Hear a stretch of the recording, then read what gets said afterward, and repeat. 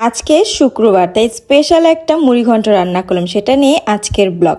Hello everyone, আমি হলাম সুমনা। কেমন আছেন আপনারা সবাই? আশা করি সবাই ভালো আছেন। নতুন আরেকটি ব্লগে আপনাদেরকে স্বাগত জানাই। এই তো সকালবেলা ঘুম থেকে উঠে বাসি কাজ সেরে স্নান করে পুজো দিয়ে তারপরে তো আমার মর্নিং ড্রিঙ্কটা নিয়ে এখন একটু রিল্যাক্সে খাচ্ছি আর টিভি দেখছি, কারণ একটু পরে রান্নাঘরে যাব রান্না করার জন্য, তখন আর টাইম পাবো না, তাই এখন একটু রিল্যাক্স করে নিলাম। এই তো তারপরে খাওয়া হয়ে গেল, এখন রান্নাঘরে চলে আসলাম। তো এখন এক ঝুড়ি আলু নিয়ে আসলাম, আলুটা ছিলে তারপরে আমি আলুটা কেটে নিব। তো আজকে রান্না করব হলো মুড়ি ঘন্ট। আরও অনেক কিছুই রান্না করেছি, বাট সেগুলো আর আপনাদের সাথে শেয়ার করিনি। তবে মুড়ি ঘন্টটা একটু স্পেশালভাবেই রান্না করেছি। আর মুড়ি ঘন্টটার মধ্যে বাটাবাটির ঝামেলা নেই, সেরকমভাবেই রান্না করেছি, কারণ এত গরমে কে বাটাবাটি করে রান্না করতে চায় বলুন? যত শর্টকাট আর যত ইজিভাবে রান্না করে স্বাদের খাবার খাওয়া যায়, এটাই এখন মূল কথা। তো এখানে আমি আলুগুলো কিউব করে কেটে নিলাম। তো এখানে মুড়ি ঘন্টর আলু যেভাবে কাটে সেভাবে কেটে নিলাম। আরেকটা আলু একটু পচা ছিল, সেটা একটু ফেলে দিয়ে বাকিটুক নিয়ে নিলাম, কারণ আলু অল্প একটু পচেছে, পুরো আলু ফেলে দেওয়ার তো কোনো মানেই হয় না। তারপরে এখানে পোলাওর পাতা কেটে নিলাম, এখানে মুগ ডাল আর হলো পোলাও চাল নিলাম। সেটা এখন বাটিতে ঢেলে ভালো মতো ধুয়ে জল দিয়ে আমি এটাকে ভিজিয়ে রাখবো, যেন রান্না করতে তাড়াতাড়ি রান্না হয়ে যায়, কারণ জলের মধ্যে এগুলো ভিজিয়ে রাখলে সফট হয়ে যায়, রান্না করতে সময়টা কম লাগে। আর এদিকে আমি একটা হামানদিস্তা নিয়ে নিলাম, সেটার মধ্যে একটু আদা আর কয়েক কোয়া রসুন দিয়ে দিব, আর রসুনের পরিমাণটা একটু বেশিই দিলাম। এখন এটাকে আমি ভালো মতো থেতলিয়ে নিব, আর একটু ভালো মতোই থেতলিয়ে দিব যেন মিহিটা একটু ভালো হয়, এই আর কি। চলুন এখন রান্নাটা তাড়াতাড়ি সেরে নিই। তো চুলার মধ্যে কড়াই বসিয়ে চুলাটা জ্বালিয়ে দিলাম। এখন এর মধ্যে আমি তেল দিয়ে দিব। তো তেলের পরিমাণটা একটু বেশি দিবেন, যেহেতু মুড়ি ঘন্ট, তো এর মধ্যে তেলের পরিমাণটা একটু বেশি হয়। তারপর এখানে গোটা মশলা দিয়ে দিব, এলাচ, দারচিনি, তেজপাতা আর হলো শুকনো লঙ্কা। তারপর এখানে 2-3টা পেঁয়াজ কুচি করে নিয়েছি, সেটা দিয়ে দিলাম, আর হলো কারি পাতা দিয়ে দিলাম।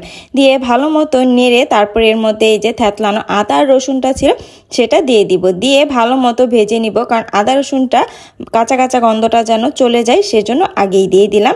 তারপর স্বাদ মতো লবণ দিয়ে ভালো মতো পেঁয়াজের সাথে আদা আর রসুন একটু ভেজে নিব। তারপরে এখানে আমি যে কিউব করা আলু, এটা কিন্তু আলুটা ধুয়ে নিয়েছি, সেটা এখন দিয়ে দিলাম। দিয়ে এখন আলু আর সব কিছু ভালো মতো একটু ভেজে নিব। আর আলুটা এখন ভেজে নিলে কিন্তু খেতে এর টেস্টটা বেশি হয়। তো আমি এভাবে আলু ভেজেই তারপর মুড়ি ঘন্ট রান্না করি। আর ওদিকে আমি হাঁড়িতে ভাত বসিয়ে দিলাম, ভাতটাও দেখে নিলাম যে কী অবস্থা।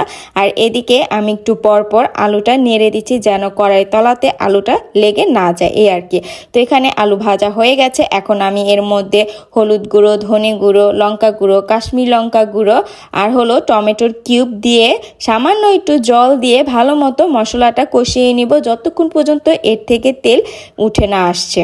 তো তেল উঠে আসার জন্য মিডিয়াম টু লোতে রেখে আগুনের তাপ, তারপর ঢাকনা দিয়ে ঢেকে রান্না করে নিব। মশলা থেকে তেল ছেড়ে দিয়েছে, এখন আমি এর মধ্যে চাল আর ডালটা ধুয়ে রেখেছিলাম সেটাই দিয়ে দিব।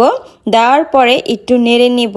মুড়ি ঘন্টর মধ্যে বেশিরভাগ পোলাও চালটাই ব্যবহার করে থাকে বেশিরভাগ মানুষ, তবে আমি মুগ ডালটা ব্যবহার করি, এতে টেস্ট দ্বিগুণ বেড়ে যায়। আর মুগ ডালের কিন্তু এক্সট্রা একটা গন্ধ আছে, সেটাও কিন্তু খুব ভালো লাগে। তারপরে রুই মাছের মাথাগুলো আমি লবণ হলুদ দিয়ে ভেজে রেখেছিলাম, সেটাই এখন দিয়ে দিলাম। পরিমাণ মতো জলও দিয়ে দিব, যতটুকু আর কি আমার মুড়ি ঘন্টতে ঝোলের প্রয়োজন সে পরিমাণ দিয়ে ভালো মতো নেড়ে ঢাকনা দিয়ে ঢেকে দিব ঝোলটা ফোটার জন্য। ঝোল ফুটে গেছে, এখন আমি এর মধ্যে পোলাওর পাতা দিয়ে দিব।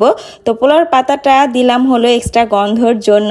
তো মুড়ি ঘন্টর মধ্যে যত বেশি এইসব পোলাও চাল, পোলাওর পাতার গন্ধ আসবে, খেতে কিন্তু এর টেস্ট দ্বিগুণ লাগবে। তারপর কয়েক কোয়া রসুন দিয়ে ভালো মতো এখন আমি নেড়ে নিব। আর এই নাড়ার সময় এই যে সাইডের যে মাথাটা আছে সেটা কিন্তু ভেঙে গেছে, তো এর যে আলগা বড় বড় কাঁটাগুলো আছে সেগুলো আমি ফেলে দিব। এই তো, আর যে আস্ত মাথাটা আছে সেটার আমি ভাঙবো না সোনাইয়ের জন্য, সোনাই বলেছে আস্ত মাথাটা যেন না ভাঙি সেই জন্য। তো এই তো রান্না আমার অলমোস্ট হয়ে গেছে। এখন আমি এর মধ্যে সামান্য গরম মশলার গুঁড়োটা দিয়ে দিব।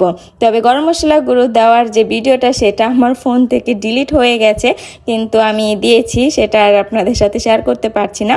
তো এই গরম মশলার গুঁড়ো দেওয়ার সাথে সাথে আমি এখানে কিশমিশি, স্বাদ মতো চিনি দিয়ে ভালো মতো নেড়ে নিলাম। নেড়ে এখন আমি এটাকে একটু সেট করার পরে নামানোর আগে লেবুর রস দিয়ে দিব। লেবুর রসটা কিন্তু অপশনাল, চাইলে আপনারা দিতেও পারেন নাও দিতে পারেন, তবে লেবুর রসটা দিলে কিন্তু আমার কাছে বেশ ভালো লাগে তাই আমি দিলাম। এই তো লেবুর রস দেওয়ার পরে ঢাকনা দিয়ে ঢেকে চুলাটা বন্ধ করে রেখে দিব।